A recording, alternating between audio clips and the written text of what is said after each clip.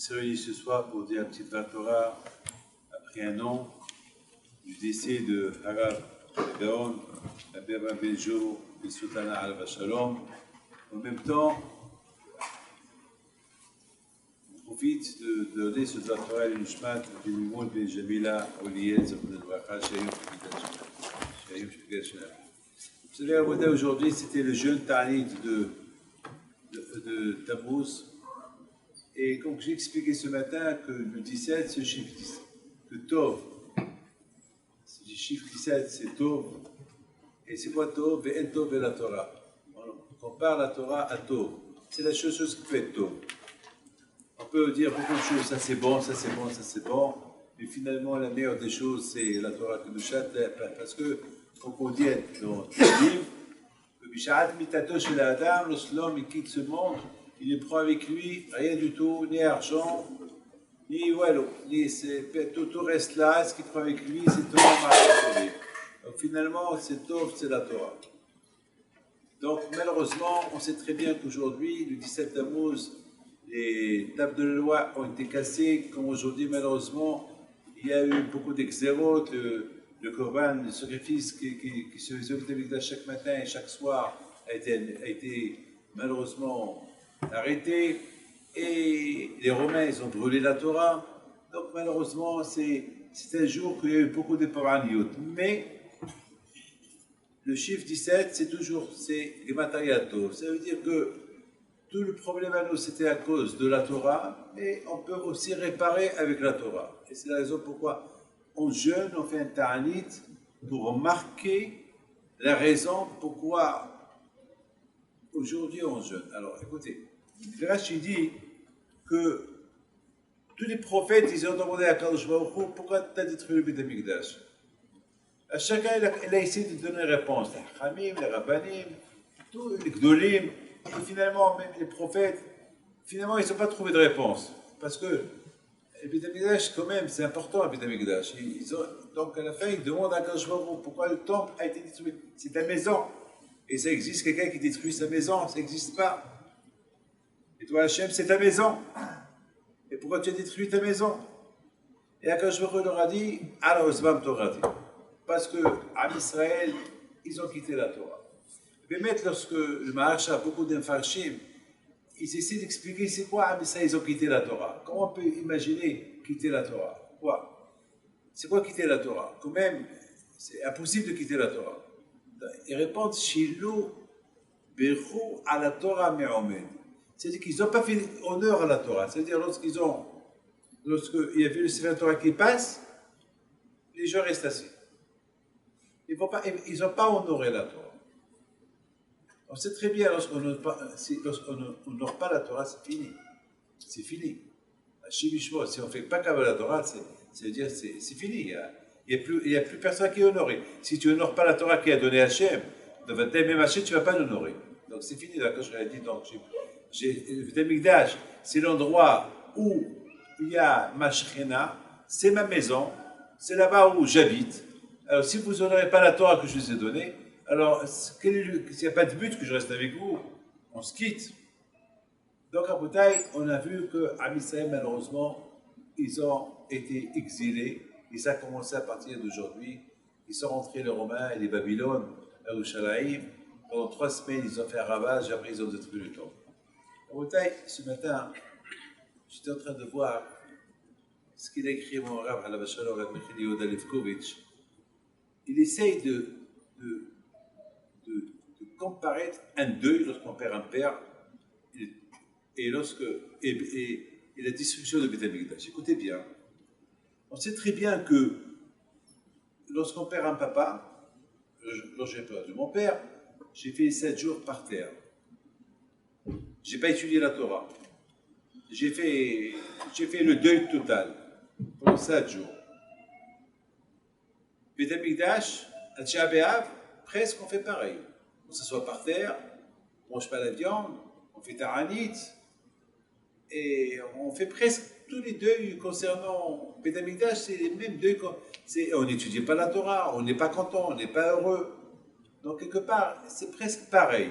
Mais quand même, il y a une différence. Alors, quand même, il y a une différence. le deuil des parents, c'est ça ce que vraiment mon rab, il pose une question. Je vais lire le terme de sa question. Il dit, c'est quoi la différence exactement entre un deuil sur quelqu'un qui a perdu son père et le deuil de Beth Amikdash? Il y a des halakhot presque pareils, mais il y a quelque chose de différence. Et moi, je ne veux pas rentrer en profondeur ce qu'il veut. Donc, moi, il est en train de chercher. Mais moi, tout à l'heure, en venant ici, j'ai pensé que, parce que j'ai l'expérience de mon père Alav Shalom, puis je l'ai perdu. Je me rappelle très très bien, et lorsque je me rappelle très très bien cette fameuse semaine qu'on a passée. Et Beth Amikdash, Tisha B'Av, depuis que j'avais 5 ans, 6 ans, je me rappelle Tisha B'Av. Je me rappelle quand je suis par terre, on jeûne, on fait Ta'anit. Je me rappelle. La différence à Bodaï, c'est quoi la différence dans les halachot, dans les lois? Il y a des différences, mais dans le fond, là on n'étudie pas la Torah, là on n'étudie pas la Torah, là on n'a pas le droit de mettre des chaussures en cuir, là aussi on n'a pas le droit de mettre des vêtements en cuir, là on n'a pas le droit de se laver, là aussi on ne se lave pas, là on ne change pas, là aussi on ne change pas. Mais il y a quelque chose. Mais à Bodaï, j'ai réfléchi à une chose qui m'a beaucoup marqué et j'ai eu peur. Mais je vous donne la parole d'honneur, tout de suite j'ai pensé, oh David, pense un peu. Pense un peu, pense un peu. Alors j'ai commencé à réfléchir, je dis, mon père Alav Shalom, il est décédé, et puis, après un an, j'ai commencé à l'oublier. C'est dur pendant l'année. 1 an, 2 ans, et maintenant qu'est-ce qu'on fait? Maintenant je fais la Iloula. Maintenant c'est le jour de la Iloula de mon père, je fais une fête, je bois, et j'invite les gens. Donc ça veut dire que mon père, il n'est plus dans ce monde-là, j'ai fait un deuil pour lui uniquement pendant 1 an, c'est tout. Après 1 an, c'est fini. Mais Tisha B'Av, c'est un deuil qui ne s'arrête jamais. On fait Birkat Hamazon, le matin, on parle sur Beth Amikdash. Tout le temps, on parle sur Beth Amikdash. Et une fois par an, on s'assoit par terre. Ça veut dire qu'en bouteille, depuis que le Beth Amikdash a été détruit, on est en deuil. On est en deuil. La Gemara raconte que Rabbeinu Akadosh Alav Shalom, il ne rigolait pas, il ne souriait pas. Pourquoi? Parce que toujours il pensait à Chobab Beth Amikdash, à tel point, au mariage de sa fille, il n'a pas voulu inviter Bakapara, le mariage de sa fille. Pourquoi? Parce que Bakapara, il faisait rire un peu. Donc et lui, il ne voulait pas rire. C'est-à-dire que même le jour du mariage de sa fille, de Rabbeinu Akadosh, il n'a pas voulu rigoler. Toujours lui, il était Abel, il pleurait. Chobab Beth Amikdash. Donc en Bretagne, c'est vrai, la différence entre lorsqu'on perd un père et Tisha B'Av et la destruction de Beth Amikdash, c'est que lorsqu'on a perdu un père, ça y est, on l'a perdu, ça y est, mais on a perdu la Gan Eden. Mais le Chobab Beth Amikdash, malheureusement, Hachem, il n'est pas encore à Gan Eden. Il est encore en exil. Ad matay osra bashvi, v'tief atecha biatsa. Kashboch miskin, il est encore dans l'exil. Il est encore là, il est encore en train de pleurer. Oui, ma maison, il cherche, oui, ma maison, oui, ma maison. Comment Hachem, il est en exil. Hachem, il pleure sa maison. Et nous, on laisse et nous, Shalom, on pense à autre chose. Donc, au niveau des halachot, il y a une différence entre un deuil des parents et les halachot de Tisha B'Av. Mais lorsqu'on parle du deuil personnel, les pleurs, ce qui nous manque, ce qu'on a perdu, la différence elle est énorme. Le papa et la maman, on les oublie après quelques années de leur disparition. Mais le Mikdash, il est encore là. Le fait de voir déjà Yerushalayim de l'état où elle est aujourd'hui, ça nous rappelle qu'on est encore en exil. La bouteille, Il faut savoir une chose. Et tout cela pourquoi? Parce que Shiloh qui de la Torah. Parce qu'ils n'ont pas respecté la Torah. Le premier temple a été détruit parce qu'ils n'ont pas respecté la Torah. Le deuxième temple a été détruit parce qu'il y avait la haine gratuite. Et qui dit la haine gratuite? Ils étaient des rabbinim, il y avait beaucoup de rabbins, mais il y avait la haine gratuite. Et lorsqu'il y a une haine gratuite, automatiquement, lorsque tu hais quelqu'un, ça veut dire que tu hais cette personne que Hachem a créée. Automatiquement, lorsqu'on hait quelqu'un qui a le Tselem Elohim, tu hais Akadosh Baruch Hu. Lorsque tu n'aimes pas quelqu'un qui représente Akadosh Baruch Hu, écoutez bien ce que je veux vous dire. C'est un peu grave ce que je veux vous dire. Chaque être humain, chaque Ben Israël, il représente la Torah. Chaque Ben Israël représente les 613 mitzvot, parce qu'il y a Ramah Hibari et Shasagidem, il y a 613 membres Even. Donc chaque juif, il représente la Torah Kedusha. Lorsqu'on va haïr quelqu'un, on va haïr la Torah. Parce que quelqu'un-là, c'est un Sefer Torah. Ce quelqu'un-là, c'est un Sefer Torah. Ce quelqu'un-là, c'est un Sefer Torah. Donc haïr quelqu'un, c'est haïr Hachem, haïr la Torah. Sortir de Alvout Zabazé. Et c'est pour ça que Beth Amikdash a été détruit. Donc, encore une fois, et le premier temple et le deuxième temple ont été détruits à cause qu'ils n'ont pas fait kavod à la Torah.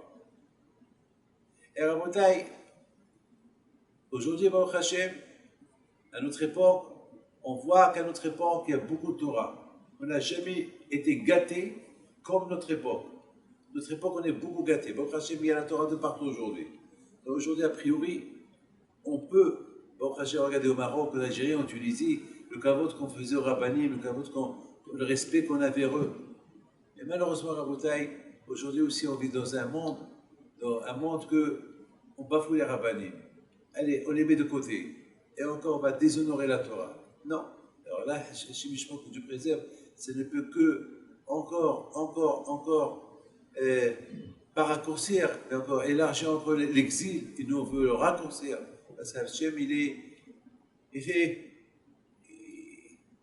n'est pas heureux, il n'est pas content. Il n'est pas bien, Hachem. Après que Hachem,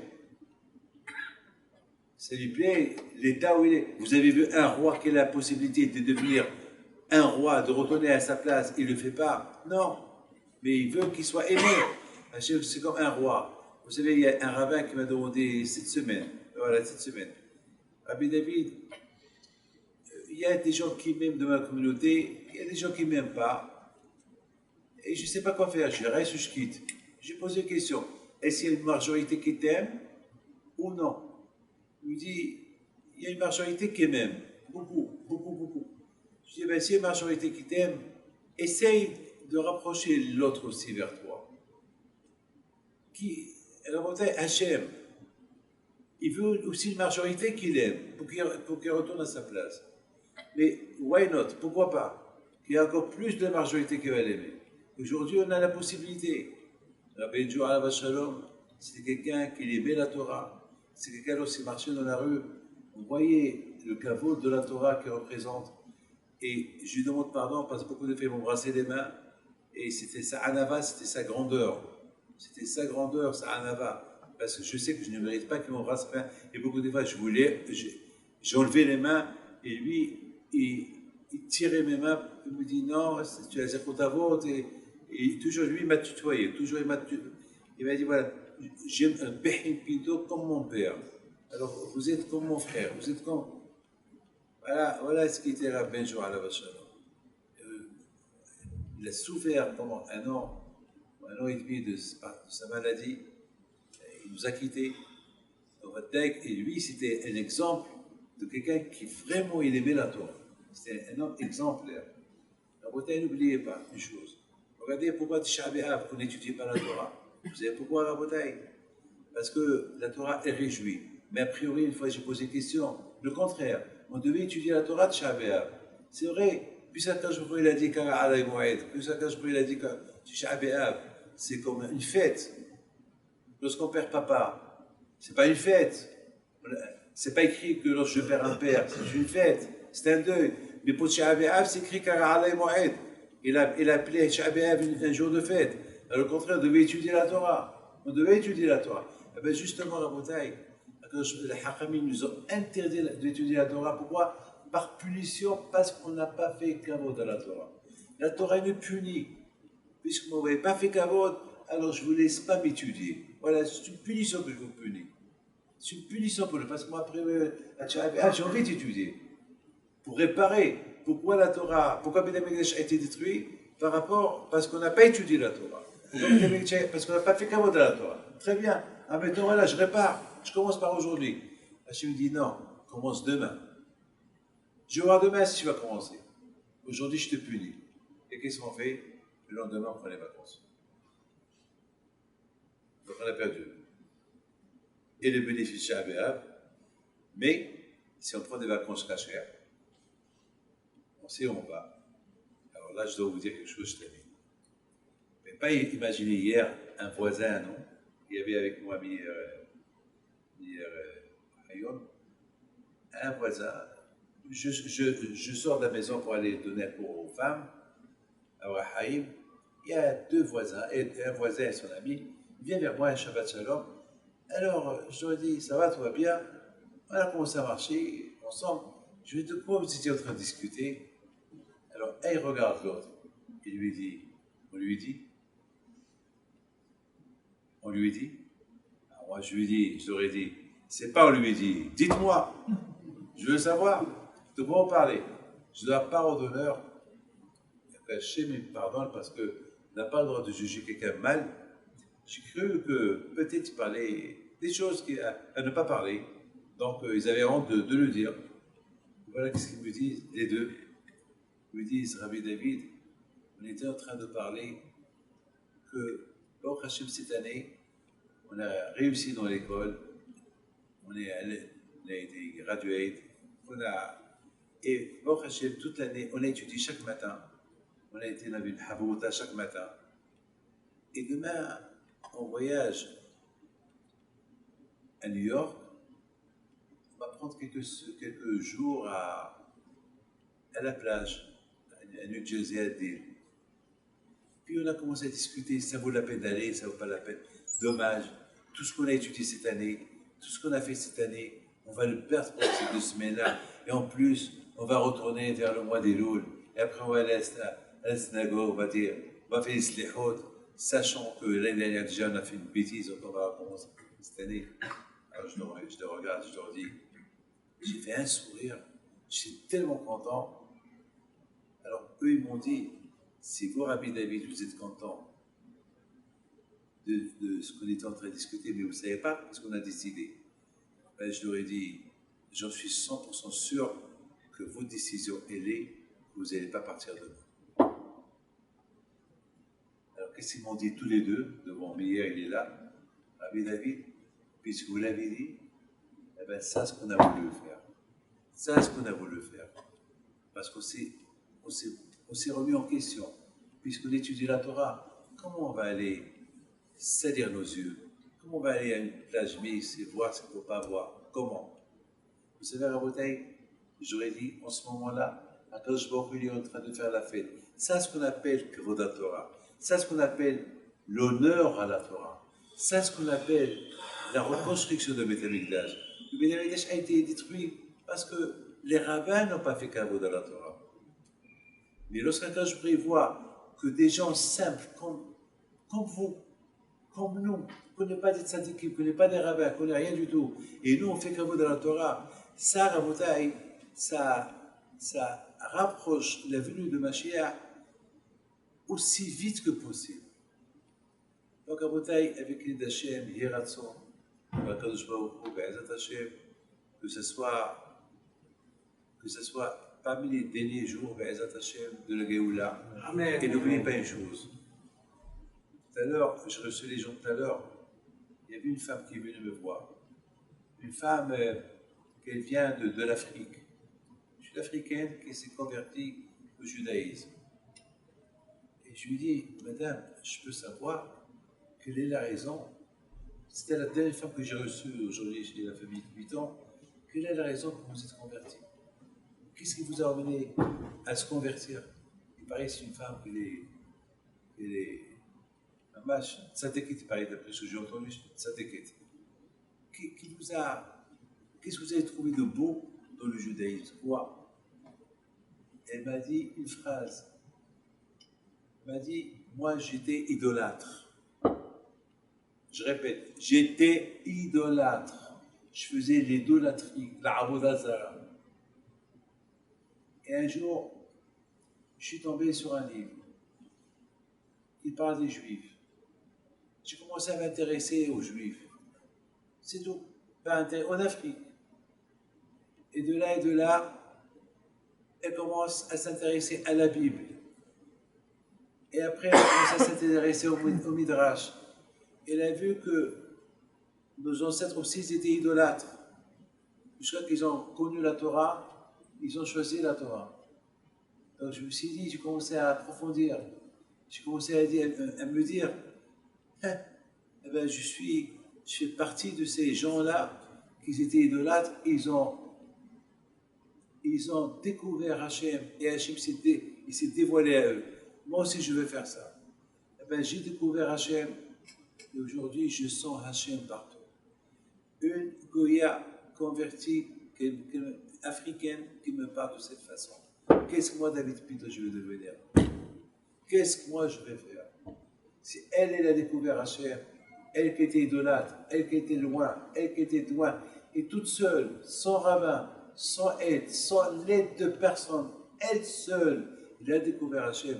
Moi, David Pinto, que je suis juif, mon père est juif, mes grands-parents sont des tzadikim, il y a la Torah, j'étais à la yeshiva, etc.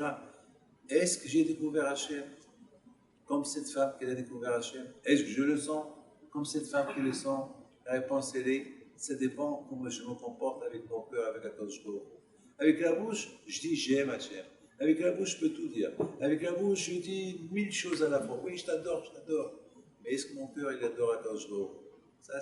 Ça, c'est à voir. Est-ce que mon cœur, il aime la Torah? Ça, c'est à voir. Le Sefer Torah, il passe, tout le monde l'embrasse. On l'embrasse avec la bouche. Est-ce que le cœur aussi l'embrasse? Je pense que le cœur, il l'embrasse pas. La bouche, elle l'embrasse. Mais quand le cœur, il va l'embrasser, si tu passes à l'action, si tu respectes ce qui est écrit dans le Sefer Torah, c'est que le cœur aussi l'embrasse. Mais c'est vrai que c'est la bouche qui l'embrasse et c'est tout. Et le cœur ne l'embrasse pas, ça prouve que Hachem, il est un peu loin de nous. La beauté, comment ça va qu'on est proche d'Hachem? Simplement, si on passe à l'action, est-ce qu'on respecte les mitzvot? Est-ce qu'on aime les mitzvot? C'est ça, Tov. Ve'en Tov ve'la Torah. Sinon, Rabotai, oui, on aime Hachem. Oui, je crois en Mashiach. Oui, bien sûr, oui, je crois en Mashiach. Mais c'est tout. Mais est-ce que le cœur, il croit en Mashiach? Ça. Est-ce que la tête, elle croit en Mashiach? Je ne sais pas. Rabotai, à Kopanim, c'est ça, Rabotai, Rab Bincho. Rabbi Joe Alav Shalom, lorsqu'on le voyait, Bémet, vous voyez la Shekhinah sur lui, vous voyez la Hadrat Panim qu'il avait, vous voyez ce visage souriant, ce visage de Emouna, vous pouvez s'inspirer de sa Emouna. Vous voyez, Ratson, que sa Neshama soit Gan Eden, que je le protège, sa femme, ses enfants, je vais donner Haïm, ses enfants, sa famille, ça qui est là, qui est là, il ne faut pas oublier ça qui est là, de temps en temps, il faut la remplir. Pour que toujours sa mémoire reste, et puis Rabbi Pito soit avec vous tous. Et Monsieur le Président, je vois que Hachem vous aide à mener bien votre travail et que Hachem vous donne.